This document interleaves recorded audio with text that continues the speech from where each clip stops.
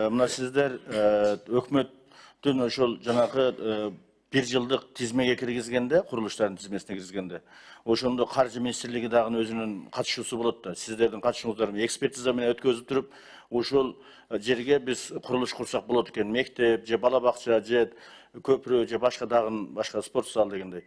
Ошолорду курсак болот экен деп туруп тизме киргизгенсиңер, анан кийин каржылоо маселесине келгенде сиздер кат жолдоп, анан кийин ал жерде катыңыздар күтүп туруп, анан каржылоо маселеси туруп калбасын деген мааниде айтып атамын. Ошону эки министрлик бири-бириңиздер менен тыгыз байланышып иштеп, ошону бат-бат чечип турсаңыздар. Анан кийин менде суроо, мына жана Сузак районунун Барп айылындагы бала бакчага өзүңүз дагы баргансыз, орун басарыңыз дагы барып кеткен. Жанагы бирде эсиңизде болсо, эсиңизге салып коеюн, тамаша этинде. Жана Талиева айтып атты эле, Камчы Кыдыршаевич, чоңойгон бала бакчаны качан баштайсыздар депчи. Ошол дагы эле башталбай турат да, ошону кандай кыласыздар? Ошону мага бүгүн дагы баратам мен, кече күнү эле кат жазышкан, ошону качан бузуп баштайт, ордуна качан жаңы салынат депчи. Себеби дегенде бузуу процедурасы дагы жоктугуна 1-2 айда алат да. Анан кийин эртең аны дагы курулуш маселеси дагы жок дегенде 1-3-4 айда алат. Анан кийин жылдын аягына кышка келип калабыз, ошондо үлгүрбөй калбайлы.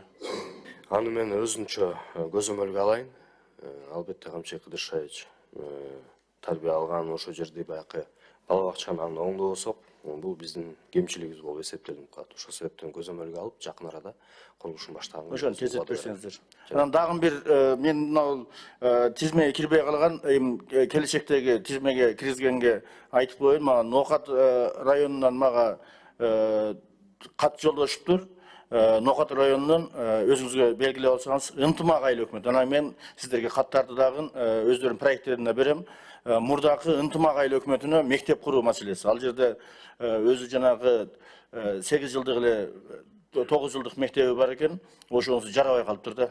Аварийсиз немеде декен, абалда экен. Ошол жерге бир жакшы бир мектеп куруп берге, кийинки жылкыга кош бергенге бир жардам берсеңиздер.